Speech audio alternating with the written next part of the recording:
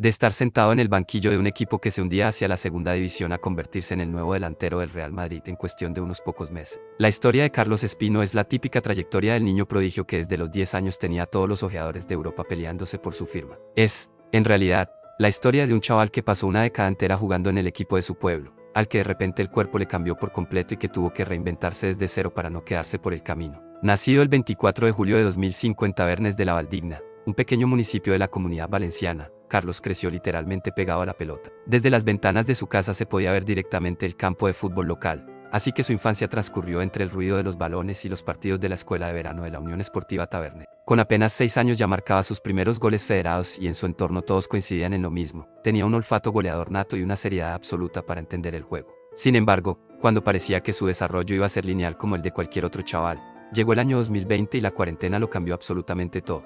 Encerrado en casa durante meses, Carlos pegó un estirón físico descomunal. De la noche a la mañana pasó a medir más de 1,90 m, y al volver a vestirse de corto se encontró atrapado dentro de un cuerpo totalmente nuevo que todavía no sabía controlar. Sacaba una cabeza a todos sus rivales, pero se había vuelto un jugador lento, pesado y descoordinado al que le costaba horrores desplazarse con agilidad sobre el césped. Fue en ese momento crucial cuando su familia decidió volcarse por completo. Junto a su tío, que trabajaba como preparador físico, diseñaron un plan personalizado de entrenamiento y nutrición para moldear esa envergadura, devolverle la agilidad y poner ese físico privilegiado al servicio del gran talento goleador que siempre había llevado dentro. Tras esa etapa de intenso trabajo físico en la que no solo recuperó la movilidad, sino que aprendió a utilizar su envergadura como un arma letal, las puertas del fútbol de nivel empezaron a abrirse de par en par. Su paso por la U de Alcira fue el gran escaparate que necesitaba para llamar la atención del fútbol profesional. Jugando contra defensas más experimentados, Carlos no solo aguantó el tipo, sino que demostró una madurez táctica impropia de su edad. Aprendió a jugar de espaldas para dar salida a su equipo, a fijar centrales con su cuerpo y a dominar el juego aéreo,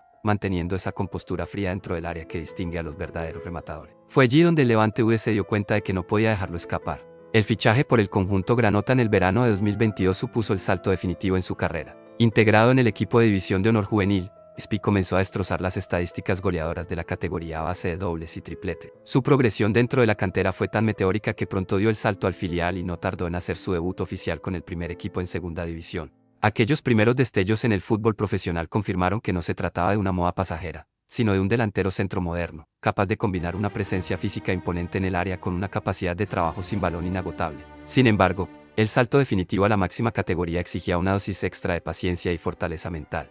En un Levante que peleaba por asentarse en primera división, a Carlos le tocó asumir inicialmente el rol de delantero suplente. Mientras otros jóvenes se habrían desesperado por no salir de inicio, él entendió su situación como un proceso de aprendizaje diario. Se dedicó a estudiar a los centrales veteranos de la liga, a pulir sus desmarques de ruptura y a convertirse en el revulsivo perfecto, ese jugador que salía al campo en los últimos 20 minutos para cambiar el ritmo del partido, fijar a las defensas cansadas y cazar cualquier balón suelto en el área. Esa preparación silenciosa y esa madurez mental terminaron por estallar de forma definitiva en los primeros meses de 2026. Con el Levante hundido en la tabla de clasificación y con el fantasma del descenso amenazando seriamente al club, Carlos Espí dio un golpe sobre la mesa y pasó de ser una promesa de banquillo al gran referente sobre el que se sostuvo todo el equipo. A partir de febrero firmó una racha sensacional de 10 goles en las últimas 13 jornadas de liga. Cada partido era una batalla a vida o muerte y Espí respondió con actuaciones decisivas, doblete saliendo desde el banquillo, goles en los minutos de descuento y apariciones clave ante los rivales más complicados de la competición. Su impacto no se reducía únicamente a los números goleadores, sino al desgaste absoluto que generaban los defensas rivales durante cada minuto que pisaba el césped.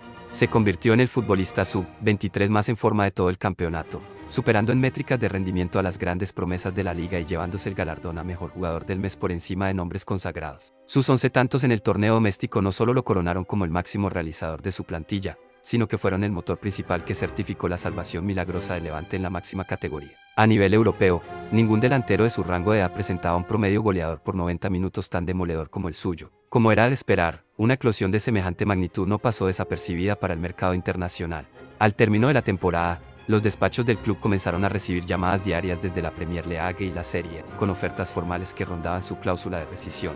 Varios clubes ingleses tenían las negociaciones muy avanzadas para cerrar su traspaso de inmediato. Sin embargo, en la capital de España la dirección deportiva del Real Madrid se movió con un sigilo y una rapidez fulminante. Tras concretarse la salida de Gonzalo García al Fulham, el conjunto blanco necesitaba un delantero de área de garantías, con un perfil de rematador puro que complementara a la perfección su ataque. En cuestión de apenas 2 horas, la operación quedó completamente vista para sentencia. El Real Madrid no quiso entrar en pujas ni especulaciones con los clubes de la Premier League y acudió directamente a las oficinas del Levante para abonar los 25 millones de euros fijados en su cláusula de rescisión. Para José Mourinho, la incorporación de Carlos Espino respondía a un simple movimiento de mercado para rellenar la plantilla, sino a la búsqueda deliberada de un perfil de delantero que el equipo llevaba tiempo necesitando. Un 9 clásico, de gran presencia física, dominante en los duelos aéreos y capaz de aguantar el balón de espaldas a portería para dar oxígeno y continuidad a las transiciones rápidas de sus compañeros. A sus 21 años, el salto al Santiago Bernabéu representa la oportunidad definitiva para consagrarse en la cúspide del fútbol mundial.